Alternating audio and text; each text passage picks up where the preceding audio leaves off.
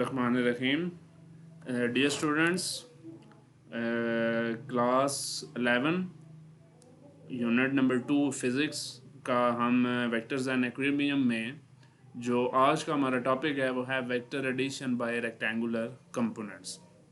जैसे कि नाम से ज़ाहिर है कि आपने वेक्टर्स को ऐड करना है, लेकिन किस मेथड से करना है? रेक्टेंगुलर कंपोनेंट्स बना के, यानी उनके रेक्टेंगुलर कंपोनेंट्स की मदद से आपने वेक्टर्स को ऐड करना है। अब कंसिडर करें कि आपके पास एक वेक्टर था ए, ठीक है, उसको ओ बी से ज़ाहिर किया गया था, ओ एम से उस वेक्टर को लिखा गया था, ठीक है। तो ओ एम ये एक वेक्टर है ए, इसको ये ओरिजिन होता है आपका, ये एक्स एक्सिस होता है, ये वाई एक्सिस होता है। तो ओरिजिन से यानी उसको जो डिस्टेंस है वो ओ एम है। इसी तरह एक बी वेक्टर था जिसका ओरिजिन से जो डिस्टेंस है वो ओ एन है, ठीक है। दोनों वेक्टर्स को ऐड किया गया by head to tail rule, ठीक है। और हेड टू टेल रूल के ऐड करने के बाद जो उनका रिजल्टेंट आया था वो था R is equal to A plus B. ये बी वेक्टर है, ग्रीन कलर की लाइन से आपको बी वेक्टर शो किया गया। बी वेक्टर की टेल को ए वेक्टर की हेड के साथ, यानी हेड टू टेल होता है कि पहले वेक्टर की हेड को दूसरे वेक्टर की टेल के साथ जोड़ें। इसी तरह जो रिजल्टेंट वेक्टर होगा उसको, वो जो हेड है उसकी आखिरी वेक्टर के हेड के साथ और पहले वेक्टर की टेल के साथ जुड़ी होगी, तो वो रिजल्टेंट वेक्टर होता है। डैट इज़ ये रेड लाइन जो है ये आपको A plus B that is R resultant vector आपको बेसिकली ये लाइन शो कर रही है। तो अब उसके बाद हम बनाते हैं रेक्टेंगुलर कंपोनेंट्स। तो अगर फॉर एग्जांपल यहाँ पे आप देखें, ये अगर x, ये अगर y आपका हो, ये x हो, यहाँ पे मैं एक a वेक्टर ड्रॉ करता हूँ, ये a वेक्टर है, ठीक है। अगर आप इसके रेक्टेंगुलर कंपोनेंट्स बनाना चाहें, रेक्टेंगुलर कंपोनेंट्स वो कंपोनेंट्स होते हैं जो एक दूसरे के ऊपर परपेंडिकुलर होते हैं, म्यूचुअली परपेंडिकुलर होते हैं। तो यहाँ से एक परपेंडिकुलर हम नीचे गिराएंगे ऑन एक्स एक्सिस, यानी एक्स एक्सिस के ऊपर एक परपेंडिकुलर ड्रॉ करेंगे। तो ये जो एक्स एक्सिस वाली जो इसकी साइड होगी वो इसका x component that is a x बनेगी, और यहाँ पे ये जो इसका वाई कंपोनेंट होगी ये ए वाई बनेगी। ये ए वाई क्यों बना? क्योंकि यहाँ से अगर आप देखेंगे ना, इसके बिल्कुल पैरेलल ये कौन सी लाइन आ रही है? वाई एक्सिस वाली। और अगर यहाँ से आप यहाँ तक का डिस्टेंस लेंगे ना तो वो भी पैरेलल इक्वल भी होगा डिस्टेंस आपस में। तो चूंकि ये वाली साइड इसकी वाई एक्सिस आ रही है तो आप यहाँ से यहाँ तक के डिस्टेंस को भी जो है वो वाई एक्सिस यानी ए वाई भी ले सकते हैं, क्योंकि both are parallel to each other. ये देखें ना, दो लाइंस जब आपस में पैरेलल होती हैं तो फिर आप उसको इस तरह से लिखते हैं। अब यहाँ पे सबसे पहले हमने कंपोनेंट बनाने हैं ए के, यानी ये जो ए वेक्टर ब्लू लाइन में आपको शो हो रहा है इसके कंपोनेंट बनाएंगे। अब ज़रा कंपोनेंट बनाए देखें, यहाँ से डॉटेड लाइन ड्रॉ की perpendicular on the x axis. इसी तरह यहाँ से डॉटेड लाइन ये आपको नज़र आ रही है एक्स एक्सिस पे ड्रॉ की। अब ये जो ए का वो कंपोनेंट, वो प्रोजेक्शन जो एक्स एक्सिस पे होगी वो ए एक्स कहलाएगी, और जो वाई के पैरेलल होगी, यानी यहाँ पे अगर आप यहाँ से यहाँ तक देखें तो ये इस साइड पे कौन सी साइड के पैरेलल आ रही है? वाई की। ये ब्लू कलर से आपको यहाँ पे शो की गई है, ठीक है। ये ए वाई कंपोनेंट आ गया। अब इसको हम लिख रहे हैं, ये अगर हम इसको ओरिजिन ले लें तो अब अगर आप x कंपोनेंट इसका लिखेंगे तो O से Q तक x कंपोनेंट बनेगा, और इस पॉइंट को आप m ले रहे हैं, यानी OM से ये शो किया गया, तो MQ जो है वो आपका y कंपोनेंट इसका बन जाएगा AY, ठीक है। तो नेक्स्ट आगे चलें, अब B वेक्टर जो है उसके परपेंडिकुलर कंपोनेंट्स ड्रॉ करने हैं। तो B के जब हम परपेंडिकुलर कंपोनेंट्स ड्रॉ करेंगे तो यहाँ से एक ग्रीन लाइन जो है वो आपको नज़र आ रही है, ये green dotted line x axis के ऊपर ड्रॉ करेंगे, और B की जो एक्स एक्सिस है वो इस एक्स एक्सिस के पैरेलल लाइन ड्रॉ होगी। यानी ये अगर आप यहाँ पे देखें ना, ये एक्स एक्सिस और ये इसके पैरेलल, ये आपको लाइन एक्स एक्सिस वाली ग्रीन कलर में शो हो रही है।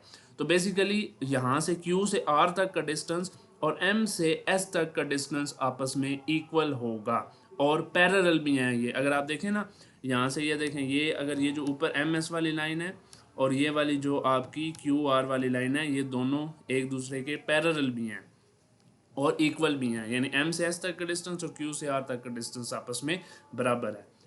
तो एम एस जो है ये B का x कंपोनेंट होगा, बी वाई, और इसी तरह P से S तक जो है वो आपका जो B का Y component that is BY होगा। अब हमने जो तीसरा कंपोनेंट्स बनाने हैं वो हैं R वेक्टर के, यानी R जो रिजल्टेंट वेक्टर हमारे पास आ रहा है। तो रिजल्टेंट वेक्टर के जब हम कंपोनेंट्स निकालेंगे x कंपोनेंट, तो जाहिर सी बात है कि यहाँ पे आपको यहाँ से एक परपेंडिकुलर लाइन ड्रॉ करनी पड़ेगी और इधर से भी एक लाइन ड्रॉ करनी पड़ेगी। ये रेड लाइन जो है ये x एक्सिस पे और ये वाली रेड लाइन जो है ये y एक्सिस पे आपको शो हो रही है। अब O से आपका R तक का जो डिस्टेंस है, क्योंकि यहाँ पे अगर आप देखेंगे ना, यहाँ से ये लाइन अगर यहाँ से ही ड्रॉ करें तो फिर भी ठीक है, लेकिन अलग ड्रॉ करने का मकसद आपको समझाना है कि किस तरह से ये रिजल्टेंट वेक्टर के कंपोनेंट बनते हैं। तो यहाँ से अगर आप देखेंगे तो आर एक्स ये वाली लाइन यानी O से R तक का जो डिस्टेंस है ये आपके पास आर एक्स बनेगा, और जो P से R तक का डिस्टेंस होगा ये आपके पास आर वाई का कंपोनेंट बनेगा। ठीक है, यहाँ से यानी ये यहाँ से यहाँ तक का डिस्टेंस और O से R तक का डिस्टेंस आर एक्स बनेगा। अब यहाँ पे अगर आप हेड टू टेल रूल की मदद से भी देखें या वैसे अगर आप यहाँ से देखें एक्स कंपोनेंट पे, तो ओ आर किस के बराबर आ सकता है? O Q plus Q R. ठीक है, यानी ये देखें ना, ओ से क्यू तक का डिस्टेंस, ओ से आर तक का जो टोटल डिस्टेंस है वो आप उसको क्या लिख सकते हैं? ओ से आर यानी ए एक्स का कंपोनेंट यहाँ तक और प्लस बी एक्स का कंपोनेंट यहाँ तक। आप क्यू आर जो है वो हम पहले देख चुके हैं कि वो एम एस के बराबर भी है। तो यहाँ से पहले जो आप लेंगे O R is equal to O Q plus Q R. अब एक्स कंपोनेंट हम बेसिकली आर का रिजल्टेंट का एक्स कंपोनेंट निकाल रहे हैं, चूंकि हमने वेक्टर्स को ऐड करना है रेक्टेंगुलर कंपोनेंट्स की मदद से। तो कंपोनेंट्स अब हमने एक्स और वाई यानी ए वेक्टर और बी वेक्टर के कंपोनेंट्स हमने बेसिकली पहले फाइंड कर लिए हैं, बना लिए हैं। अब हम रिजल्टेंट के कंपोनेंट्स जो हैं वो फाइंड करना चाहते हैं। तो उसके लिए O Q plus Q R, तो A X plus B X basically यहाँ पे आएगा O Q plus M X, O Q और क्यू से आर तक आपको बता चुका हूँ कि ये एम एस के बराबर है। तो यहाँ से O R is equal to O Q plus M S, that is R X is equal to A X plus B X. यहाँ से ओ से क्यू तक का डिस्टेंस ए एक्स और क्यू से आर तक का डिस्टेंस बी एक्स होता है। तो इसी तरह से ये आपने रिजल्टेंट वेक्टर निकाल लिया। सिमिलरली इसी तरह से ए आर वाई जो है वो ए वाई प्लस बी वाई के बराबर आएगा, और वो कैसे आएगा? पी से आर तक का डिस्टेंस, ठीक है, और पी प्लस एक्स और S plus R, that is A Y plus B Y. तो अब आप इसको जब कंपोनेंट फॉर्म में लिखेंगे तो R is equal to R X I cap या आई हैट इसको पढ़ते हैं, ये यूनिट वेक्टर की फॉर्म में है। और इसी तरह आर वाई जो है उसको आप लिखेंगे, आर एक्स को जो है वो आप A X I R X I plus R Y J, यानी आर एक्स और plus R Y J cap. R X किसके बराबर है? अभी आप निकाल चुके हैं A X plus B X के, और आर वाई किसके बराबर है? A Y plus B Y के। तो ये हमारे पास R resultant vector, R is the resultant vector, ये रिजल्टेंट वेक्टर हमारे पास आ चुका है किस फॉर्म में? कंपोनेंट फॉर्म में। अब नेक्स्ट जो है वो हमने इसकी मैग्नीट्यूड को फाइंड करना है। तो मैग्नीट्यूड जो है वो आप जानते हैं कि किस तरह से फाइंड होती है। जो है वो एक्स कंपोनेंट यानी आर की जब आप मैग्नीट्यूड निकालेंगे तो इसका तरीका ये होगा कि आप यहाँ पे आर एक्स का स्क्वायर, ठीक है, आर एक्स का स्क्वायर प्लस आर वाई का स्क्वायर। अब आर एक्स और आर वाई आप कैसे निकालेंगे?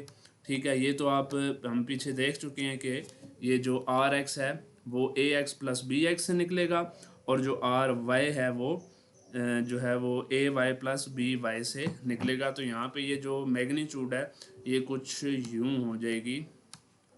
यहाँ से अगर आप देखें तो आर एक्स जो है ये ए एक्स प्लस बी एक्स का स्क्वायर होगा, ठीक है, और इसी तरह से आर वाई जो है ये ए वाई प्लस बी वाई का होल स्क्वायर होगा, ठीक है।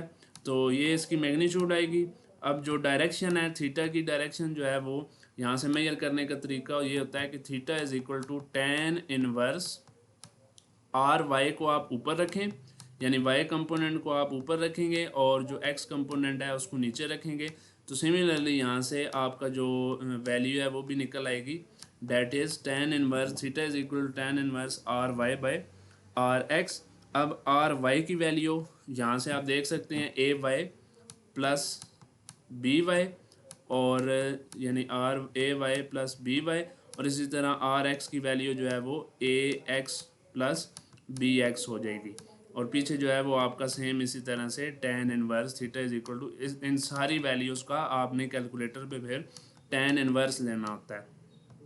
तो उम्मीद है कि ये आपको बात समझ आई होगी। इसी तरह अगर आपके पास कोई तीसरा एक्सिस भी मौजूद है तो यहाँ पे आप आर एक्स का स्क्वायर प्लस आर वाई का स्क्वायर प्लस आर जी का स्क्वायर इस तरह से आप यानी निकाल सकते हैं। और एक और है कि अगर आपके पास नंबर ऑफ़ वेक्टर्स हैं, यहाँ पे तो आपके पास दो वेक्टर्स मौजूद थे तो आपने ए एक्स प्लस बी एक्स का स्क्वायर किया था। अगर आपके पास नंबर ऑफ़ वेक्टर्स मौजूद हैं तो आप A X plus B X plus C X plus D X plus up to जहाँ तक भी आपके पास वेक्टर्स मौजूद हैं वहाँ तक आप जो है वो इसकी निकाल सकते हैं। डायरेक्शन को भी इसी तरह निकाल सकते हैं और मैग्नीट्यूड को भी इसी तरह फाइंड कर सकते हैं। तो यहाँ से अगर हम स्टेप्स को समराइज करें तो यहाँ से अगर आप देखें तो सबसे पहले हमने वेक्टर्स के एक्स और वाई कंपोनेंट निकाले, यानी ए और बी वेक्टर्स के सबसे पहले ए एक्स और बी एक्स, और इसी तरह बी का भी जो है वो बी एक्स और बी वाई। सबसे पहले हमने एक्स और वाई कंपोनेंट निकाले थे। दूसरे नंबर पे हमने रिजल्टेंट वेक्टर का एक्स कंपोनेंट निकाला। अगर यहाँ पे आपको ये याद हो O R is equal to O Q plus M S, तो ये बेसिकली हमने रिजल्टेंट क्या आर एक्स कंपोनेंट यानी इस रिजल्टेंट का आर एक्स निकाला। फिर इसी रिजल्टेंट का ये जो इन A plus B is equal to R था, इसी रिजल्टेंट का वाई कंपोनेंट निकाला। ये आपका तीसरा स्टेप हो गया, ठीक है। और चौथे स्टेप में मैग्नीट्यूड जो है वो निकाली। मैग्नीट्यूड का जो रिलेशन है वो भी आप देख चुके हैं, और वो आर इज़ इक्वल टू, ठीक है, वो आर इज़ इक्वल टू आपके पास है आर एक्स का स्क्वायर यानी एक्स कंपोनेंट का स्क्वायर प्लस वाई कंपोनेंट का स्क्वायर, और फिर उसका स्क्वायर रूट ले लिया जाता है, ठीक है जी। तो ये इस रिलेशन की मदद से आपने जो है वो इसका मैग्नीट्यूड ले लेनी है। यहाँ से आप आर एक्स, ये जो दूसरा और तीसरा स्टेप है, यहाँ पे आप आर एक्स और आर वाई इन दोनों की वैल्यूज़ आप निकाल चुके होंगे। और डायरेक्शन जो है वो आप निकाल सकते हैं, theta is equal to tan inverse, ठीक है जी, tan inverse R Y divided by R X. अब यहाँ से आपके पास आर वाई इस तीसरे स्टेप में और दूसरे स्टेप में आप आर एक्स निकाल चुके होंगे। वो वाली वैल्यूज़ यहाँ पे आप पुट करेंगे और उसको जो है वो निकाल लेंगे डायरेक्शन ऑफ आर। अब एंगल थीटा जो है वो निकालने के लिए इसके क्वाड्रेंट्स को चेक करने के लिए कुछ तरीके हैं जो कि आप इस्तेमाल करते हैं। कार्टेशियन कोऑर्डिनेट्स कुछ इस तरह के होते हैं, ठीक है, और ये आपका फर्स्ट क्वाड्रेंट होता है, और ये आपका सेकंड क्वाड्रेंट होता है, ये आपका थर्ड क्वाड्रेंट होता है, और ये आपका फोर्थ क्वाड्रेंट होता है, ठीक है। यहाँ पे ये आपका x, ये आपका y, ये नेगेटिव x हो गया, ये नेगेटिव y हो गया। अब यहाँ से थीटा की डायरेक्शन कैसे डिटरमाइन की जा सकती है? अगर आपका आर एक्स यानी रिजल्टेंट का जो x कंपोनेंट है और रिजल्टेंट का जो y कंपोनेंट है, आप जब दूसरे स्टेप में फाइंड कर लेते हैं तो अगर दोनों पॉजिटिव हैं, ठीक है, यहाँ पे x कंपोनेंट और y कंपोनेंट दोनों पॉजिटिव हैं, इसका मतलब है कि थीटा जो है वो आपका जो डायरेक्शन है वेक्टर की, रिजल्टेंट वेक्टर की, वो फर्स्ट क्वाड्रेंट में लाई करेगी, ठीक है। और थीटा आपका आएगा फर्स्ट क्वाड्रेंट में, क्या आता है जी, थीटा जो है वो फाई के बराबर ही आएगा, ठीक है। और अगर आपकी जो डायरेक्शन आपका एक आर एक्स जो है वो नेगेटिव है और आर वाई पॉजिटिव है, ठीक है, तो उस केस में आपका जो थीटा है वो 180 माइनस फाइव होगा। कैसे? यहाँ पे देखें ना, 180 माइनस फाइव सेकेंड क्वाड्रेंट बनता है। इसी तरह जब अगर आपका जो थीटा है, अगर आपका जो रिजल्टेंट वेक्टर है, ठीक है, उसका एक्स कंपोनेंट और वाई कंपोनेंट दोनों नेगेटिव हैं, तो देन आपका जो थीटा होगा वो 180 प्लस फाइव होगा, ठीक है। यहाँ पे 180 +5 होगा, ये क्योंकि थर्ड क्वाड्रेंट में आ रहा है। और अगर आपका आर एक्स भी जो है वो आर एक्स नेगेटिव है, आर वाई नेगेटिव है और आर एक्स पॉजिटिव है, देन आपका फोर्थ क्वाड्रेंट होगा। और फोर्थ क्वाड्रेंट में आपका जो थीटा है वो 360 - 5 होगा। और 5 क्या है यहाँ पे, ये 5 आपका वो एंगल है जो आप tan inverse R X by R Y by R X की मदद से फाइंड करेंगे। ठीक हो गया। तो ये था हमारा topic, vector addition by rectangular component.